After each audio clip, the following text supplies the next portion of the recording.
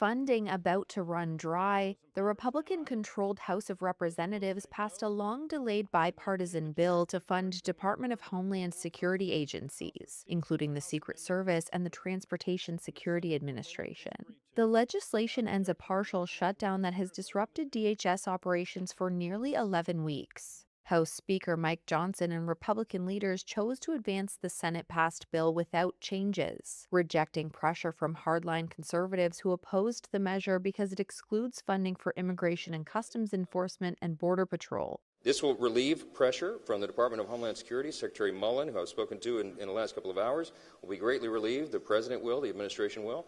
We were not going to have lines at TSA. Everybody will get their paychecks now. We'll get moving forward.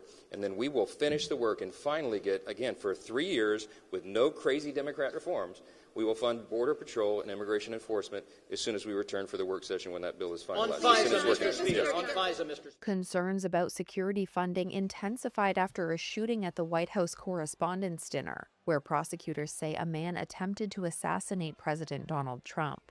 The White House Budget Office also warned that payroll money would run out in May for workers in presidential protection, FEMA disaster relief, and Coast Guard operations. House Republicans managed to ease the objections from their own party on Wednesday by passing a $70 billion budget blueprint to provide new money specifically for ICE and Border Patrol. Republicans are hoping to pass the legislation by using a special budget reconciliation procedure that allows them to circumvent Democratic opposition in the Senate. Democrats had pushed for new constraints on ICE and Border Patrol, insisting that immigration enforcement should be subject to the same operational rules as police, after 2 U.S. citizens were fatally shot by ICE agents in Minneapolis. But weeks of negotiations ended in a stalemate. With the DHS funding bill now passed, both the House and Senate leave town for a 1-week recess.